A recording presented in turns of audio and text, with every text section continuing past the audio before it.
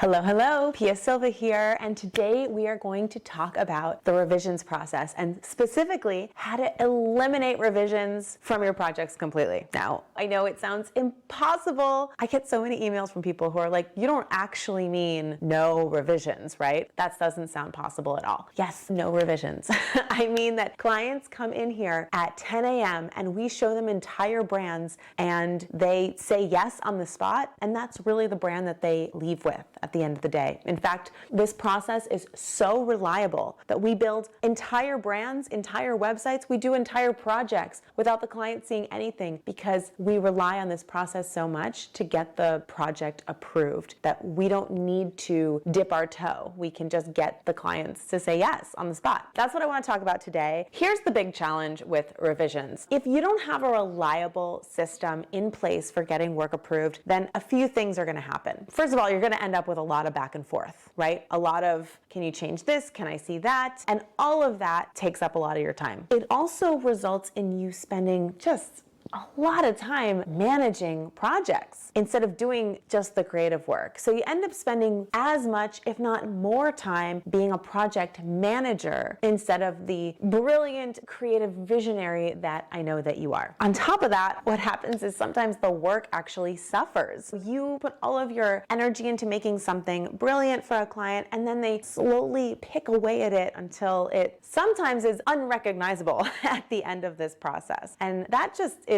demoralizing, if nothing else. But probably the worst part of all of this is that it makes your projects really unprofitable, really unprofitable. This is where the profit goes to die, is in the revisions process. And all of this comes from just a lack of process and a lack of leadership in that process. But if you get this right, some amazing things are going to happen for you. Instead of doing your work and hoping that they like it and trying to do whatever you can to make them happy and get their approval, you actually end up doing what they actually hired you to do, which is to show them what they need to succeed. You also get to show them your best work, knowing that they're actually going to take it the way it is, which ends up being the best result for them in the end, not just you. We want them to have the best work possible. Last but certainly not least, you end up with a profitable business, much more profitable than the way you've been doing it because it just takes you so much less time to execute the entire process. So what I'd love to do for you today is share 4 quick keys to doing this well. In the past, you've probably dripped out your work in this way. You've probably done it in a piecemeal way, right? Like first you present a mood board and you get feedback. Maybe you adjust it. Maybe you present colors. Maybe you present logos, right? On their own. It's the thing we used to show first. We would present logos, we'd get their feedback, we'd make revisions back and forth until they finally approved it so we could move on to the next step. And then you say, okay, here it is, as promised, and then you wait for their feedback. Or maybe you present it on a Zoom call. I see some people doing that, but in the No BS Agency Mastery program, we do it a completely different way. We present all the work and we present it all at once in something that I call Magic Hour. Now, Magic Hour is something really special. It is a very specific process and way of presenting work that we take clients through that actually guarantees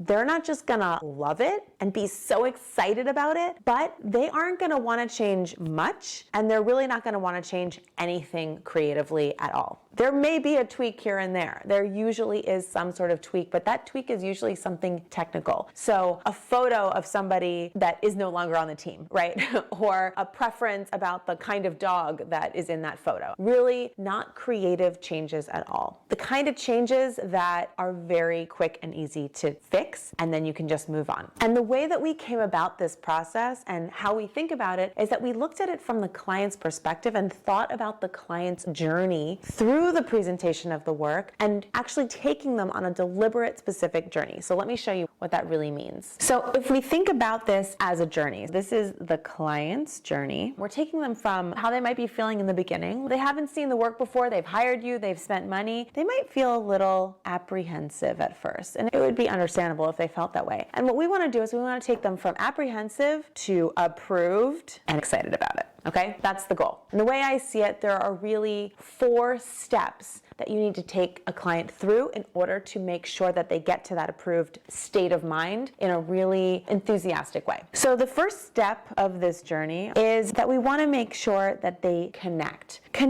to their own motivations of why they were doing this in the first place, what they want to achieve in their business, what they want to achieve in this project. Once they are connected to this, and this is something that you have already discovered in a previous process, but when it comes time to presenting work, you want to make sure that they are really truly connected to the purpose of what you're doing here.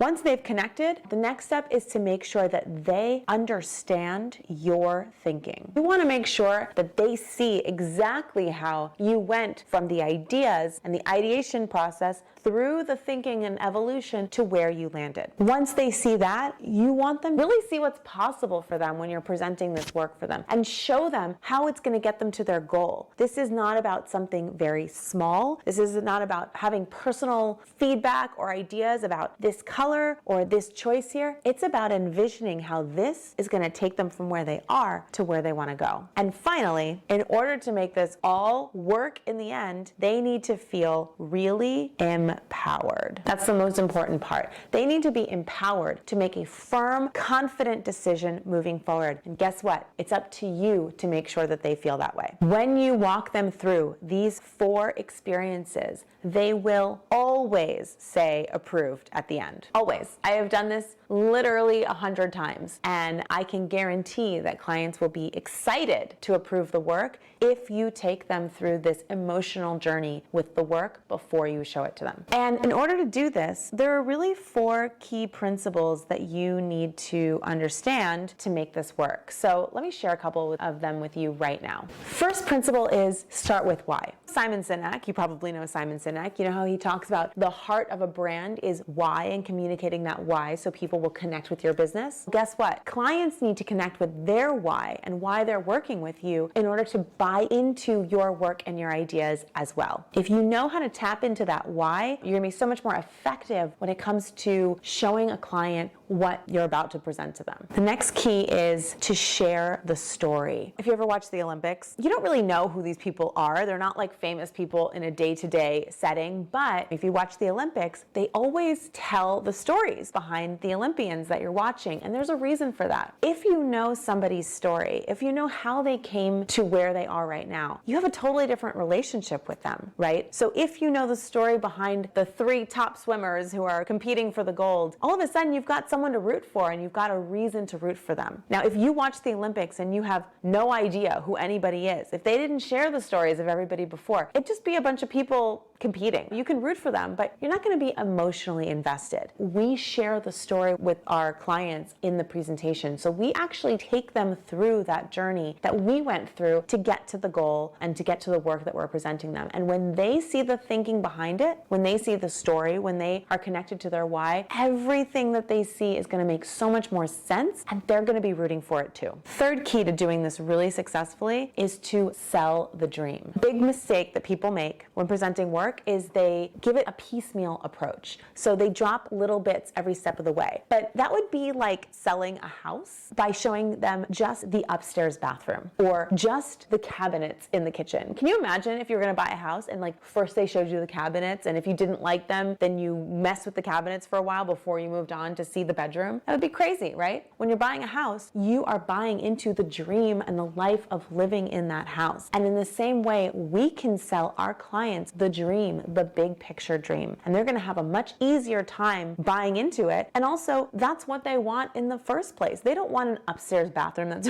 really nice. They want the whole house. They want the life that they're going to have in this house. They want the life in the business that they're going to have in this brand. Sell the dream. And the final key to doing this really successfully is, do you remember Popeye of a certain age? If you remember Popeye, Popeye would pop open a can of spinach, and after he ate the spinach, his muscles would bulge out, and then he'd be like ready to, I don't know, fight the enemy or do something silly. It is our job to give that can of spinach, to give that boost of power to our clients by empowering them to make those decisions. And when we empower them and give them that framework, that is the confidence that they need to move forward. Clients seem like they know what they want. They really don't. Most of the time, they think they know what they want, but they're hiring you to show show them the way. But unless we give the confidence and the power back to them to make a decision and to tell them, you have the power and you have all the information you need to make an informed decision. Unless we give them that confidence themselves, it's gonna be really hard for them to make this decision on their own. And that's why you find a lot of clients don't make decisions. They don't wanna make decisions. They're scared to make the wrong decision. And part of that is that we haven't really given them the framework and the decision-making opportunities. We haven't empowered them to make that decision, even though we think we have by asking them to make a decision. We actually aren't giving them all the tools. And if they don't have all the tools to make the decision,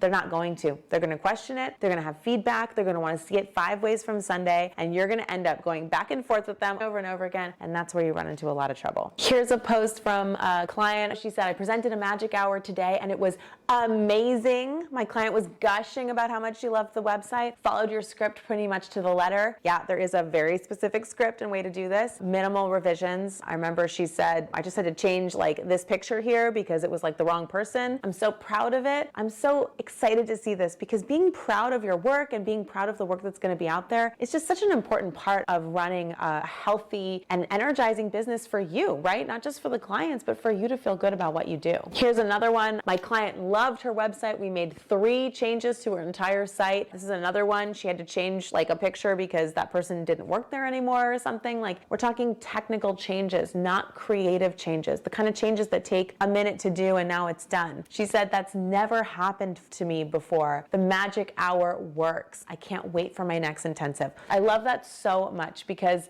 it means that you're excited about these projects and it feels so good to know confidently that it's going to work and it's going to get you the results that you want. It's going to get your clients the results that they want reliably over and over again. So I hope this has been helpful for you. All right.